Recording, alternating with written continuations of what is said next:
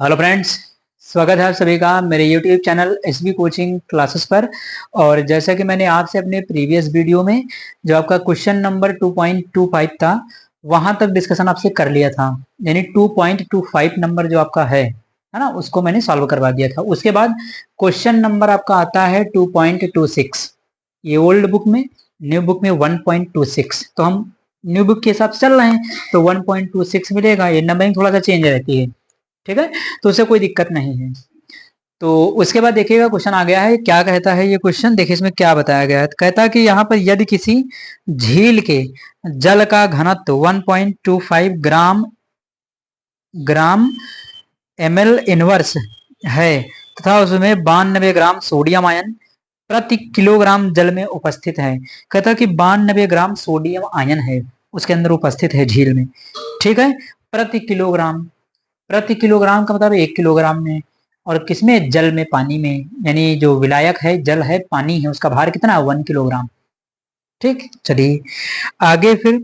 तो झील में सोडियम आयन की मोलरता ज्ञात कीजिए। तो कह रहा कि मोलरता आपको फाइंड करना है ना। देखिए इस तरीके के क्वेश्चन मैंने आपको करवाए हैं।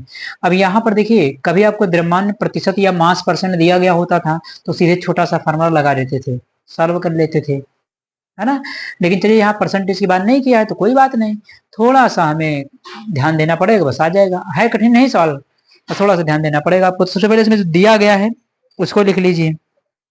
झील का घनत्व कितना है, घनत्व को डी से लिखते हैं, तो झील का घनत्व यानी ये डी घनत्व कितना दिया, 1.25 और ग्राम ml इनवर्स, है ना, ये दिया है ग्राम ml इनवर्स, ml में दिया है, मिलीलीटर में, ठीक है। और विलायक का भार, विलायक कौन, पानी, कितना है, 1 किलोग्राम।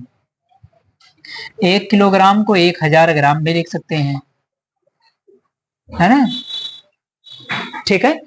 इस तरीके से लिख सकते हैं इसको, 1 किलोग्राम 1000 ग्राम।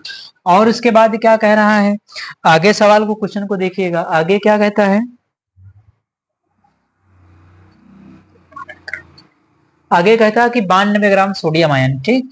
तो सोडियम आयन का भार ये कितना है, 92 ग्राम, है ना, ये भार है, सोडियम आयन का भार है ना। अगर ना समझ में आए तो आप यहाँ पर ये लिख लीजिएगा, Na+ का भार हिंदी में। देखिए अगर आपको हिंदी में लिखना है तो सारा हिंदी में लिख चले जाइए। हिंदी से बचने के लिए थोड़ा सा हम क्या करते हैं, सिंबल का यूज कर लेते हैं। सिंबल वगैरह आपको आने चाहिए, बार बार वही क्या हिंदी लिखते रहेंगे, आधे घंटे तक तो हिंदी में लिखा करेंगे।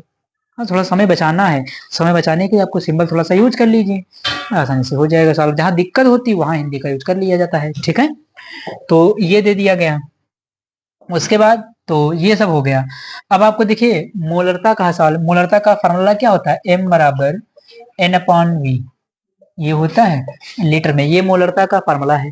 N क्या है, मोल, भार बटे अणुभार, तो इसको ऐसे भी लिख सकते हैं, भार बटे अणुभार, और ये वॉल्यूम है आपका किसमें, लीटर में। तो ये सब फार्मूले देखे हैं, है ना, ये सब कन्वर्ट करके बनाते चले जाएं। तो इससे ये बना दिया, इससे ये बना दिया, इसको और करेक्शन करें तो इसको और करेक्शन करके इस तरीके से कर सकते हैं, M हो गया, V हो गया, और ये लीटर हो गया।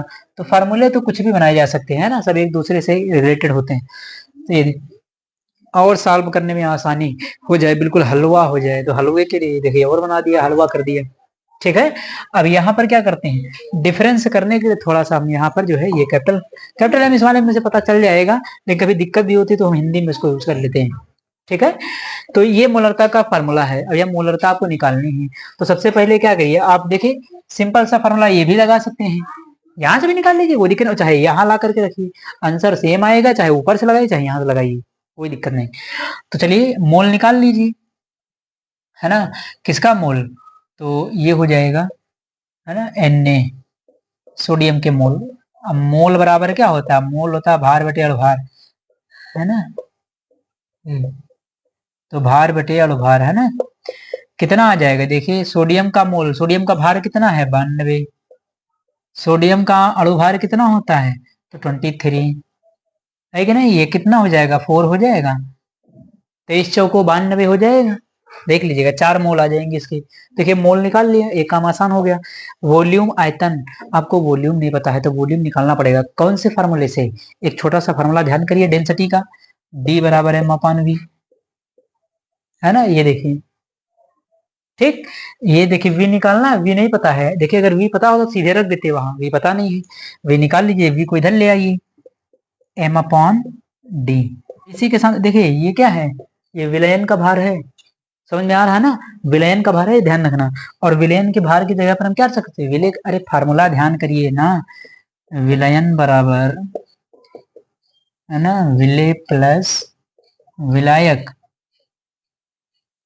है ना, दोनों होगा। विलय कितना है 92, विलायक कितना है, विलायक है ये 1000, देखिए 1092 होगा।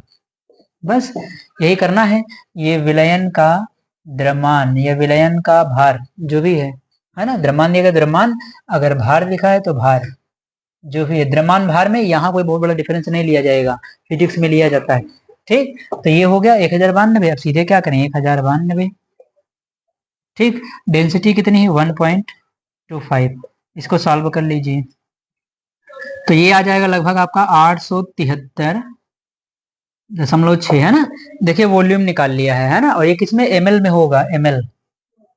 ठीक, अगर यूनिट करना चाहें, अगर यूनिट समझना चाहें तो देख लीजिए ध्यान से, ये कितना है, ये ग्राम में है ना, और ये कितना है तो ग्राम ml इनवर्स।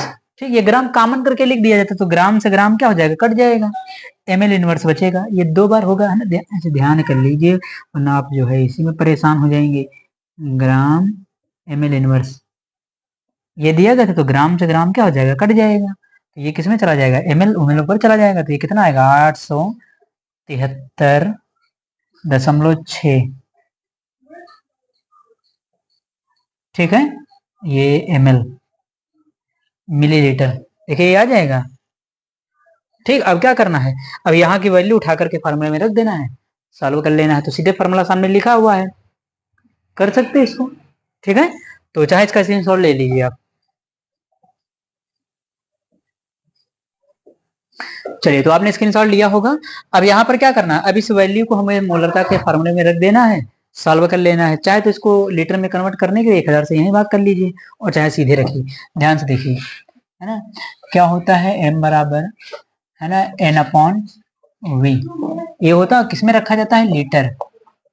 अगर ml में रखना है तो 1000 से क्या करना पड़ेगा, भाग, तो n और अपॉन में v देखिए क्या है 1000, ये कहाँ चला जाएगा, ऊपर चला जाएगा। ये कन्वर्ट करके आपको दिखा रहे हैं फार्मूला, ये ऊपर जाएगा तो n गुणे 1000 हो जाएगा, सीधे फार्मूला रख देंगे।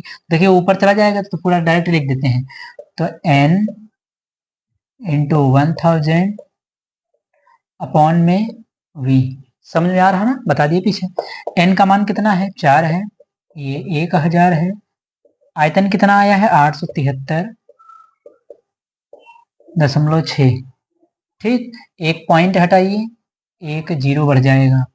अब इसको क्या करना है, गुणा भाग करना है, हो जाएगा ऊपर। ठीक, नीचे है 8736, है ना, इसको भाग करेंगे तो कितना आ जाएगा, इसको डिवाइड करके देख लीजिएगा ना, 4.578, है ना, 4.578 या 4.57, चाहे एक आगे बढ़ा करके लिख दीजिए तो 4.58, ये भी लिख सकते हैं, ये भी छोड़ सकते हैं, कोई समस्या, कोई दिक्कत नहीं है ना। चाहे आप ये आंसर लिख दीजिए और चाहे ये लिख देंगे, दोनों में से कोई भी लिख दीजिए, दोनों सही है, क्योंकि पॉइंट के बाद अधिकतम 2 संख्याएं नहीं देते हैं, तो आप उसमें कर सकते हैं। और चाहे तो आप यहाँ भी जोड़ करके 6 कर सकते हैं, 4.6 करके बना सकते हैं, तो कोई दिक्कत नहीं। तो चाहे 4.578 लिख दीजिए, चाहे 4.58 चलता रहता है ना, इतने का कोई खास नंबर नहीं काटा जाता है भाई। आंसर तो आपने ले आए हैं ना, अब एक जगह के बिल्कुल बैठ के मैचे कर रहे हूँ तो उसकी बातें दूसरी हैं, है कि नहीं। वरना फिर मेरे हिसाब से क्या है कि यहाँ तक अगर बंदे ने किया है तो उसको नंबर देना चाहिए, क्वेश्चन को, है ना, सही कहना चाहिए। ठीक है, तो इस प्रकार से क्वेश्चन सॉल्व हो जाता है। अब इसका स्क्रीनशॉट ले लीजिए, फिर अगले क्वेश्चन का डिस्कशन मैं आपसे करता हूँ। तो देख लेते हैं यहाँ पर नेक्स्ट क्वेश्चन आपसे क्या कहता है। देखिए इसमें क्या बताया गया है, तो यहाँ पर कह रहा है कि अगर CUS का विलेयता गुणनफल 6 × 10⁻⁻16 है तो जलीय विलयन में उसकी अधिकतम मोलरता कितनी होगी। कहता कि कॉपर सल्फाइड का विलेयता गुणनफल, अब ये आयनिक इक्विलिब्रियम, आयनिक साम्यावस्था क्लास 11th में चैप्टर पढ़ते हैं, वहां पर ये पढ़ाया जाता है आपको, है ना, विलेयता गुणनफल KSP सॉल्युबिलिटी प्रोडक्ट, KSP से लिखते हैं इसको, विलेयता गुणनफल को, ठीक है। तो क्लास 11th में आपको आयनिक इक्विलिब्रियम में ये पढ़ाया जाता है वहां पर, ठीक है। तो कोई दिक्कत नहीं है, कॉपर सल्फाइड दिया है तो सबसे पहले हमें क्या करना है, जो दिया गया उसको लिख लिया जाए। कॉपर सल्फाइड, तो कॉपर सल्फाइड है CuS, ये कैसे टूटता है, तो ये टूटता है कॉपर डबल प्लस में और सल्फाइड डबल माइनस, ठीक, ये इस प्रकार से टूटता है, ठीक। विलेयता गुणनफल को हम KSP से लिखते हैं, KSP, ठीक।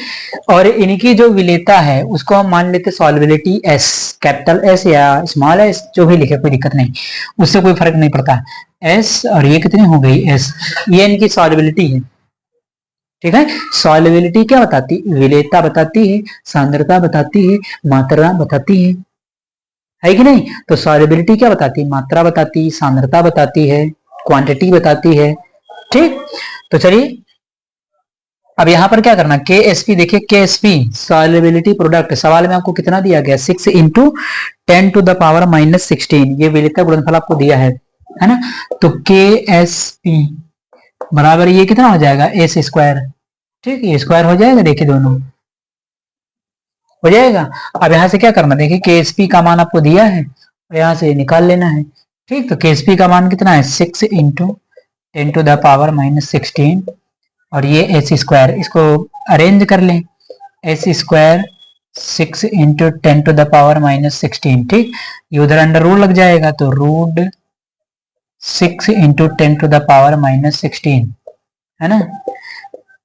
अब ये देखिए आ गया है, देखिए 6 आया है। भाई अंडर रूट का काम मान लिया एग्जाम में आपको नहीं आ रहा तो आप यहाँ भी छोड़ सकते हैं, कोई दिक्कत नहीं, है ना। बहुत ज्यादा नंबर नहीं कटेगा, ज्यादा ज्यादा आधा नंबर काट लेगा, बहुत अगर और कोई अगर ठीक ठाक भी होगा तो नंबर दे भी देगा। मैं अंडर रूट में सॉल्व करना सबके बस की बात नहीं है, मान लिया बायो वाला स्टूडेंट बिल्कुल नहीं कर पाएगा, मैथ थोड़ा बहुत कर लेगा, ठीक है। लेकिन इस तरीके की चीजों को आप थोड़ा सा याद कर सकते हैं, जैसे 6 आया है ना। अभी ये क्या होता, अभी यहाँ पर 8 वगैरह होता तो हम 4 लिख देते, 4 होता 2 लिख देते, 25 होता 5 लिख देते, तो हम थोड़ा सा उनके बीच में ले सकते हैं, है ना। जैसे ये किसके बीच में, देखिए ये आपका 8 के और 6 है, तो 2 का स्क्वायर कितना होता है, 4 होता है, 2 का स्क्वायर, 3 का स्क्वायर 9 होता है, तो 2 और 3 के बीच में कुछ आएगा, तो 2.45 या 2.5 भी लिख देंगे तब भी कोई दिक्कत नहीं, तो उसी के बीच में ले लिया जाता है। जैसे कोई अगर वर्ग आ रहा है 2 और 3 के बीच में है तो 2 दशमलव कुछ ले लीजिए, 4 5 के बीच में है तो 4 दशमलव कुछ ले लीजिए, 5 6 के बीच में तो 5 दशमलव कुछ लिख दीजिए, है ना, उसमें लिख सकते हैं, कोई दिक्कत नहीं, उतना बड़ा नंबर भी नहीं काटना चाहिए उतनी चीज के, है ना, ठीक। तो यहाँ पर क्या करेंगे हम, यहाँ 2.45, इसका तो निकल आएगा 10⁻⁻8, ठीक है।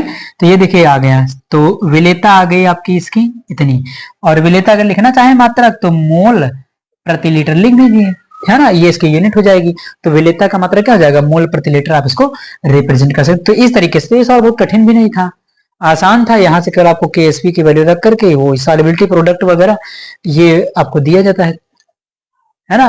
ये क्लास 11 में आपने पढ़ा होगा, हम इसको मान करके करते सॉल्युबिलिटी एस मान लेते हैं, उसके बाद निकालते हैं एग्जाम। क्लास 11 में आपने पढ़ा होगा, बहुत सारा आता था, वाटर के लिए, प्रबल सॉल्ट के लिए, दुर्बल सॉल्ट के लिए, अम्ल के लिए, क्षार के लिए, कई लोगों के लिए निकालते थे अलग अलग KSP, ठीक है। तो वहां की बात है, ठीक। तो इस प्रकार से ये क्वेश्चन आज मैंने आपको सॉल्व करवा दिए। तो उम्मीद करता हूं जो क्वेश्चन आज मैंने लिए थे वो आपको समझ में आए हुए होंगे, और अगर चैनल पर नए हैं तो चैनल को सब्सक्राइब करिए, वीडियो को लाइक करिए और शेयर करते रहिए। तो चलिए फिर पढ़ाई करते रहिए, मिलते हैं नेक्स्ट लेक्चर में। Thanks for watching this video.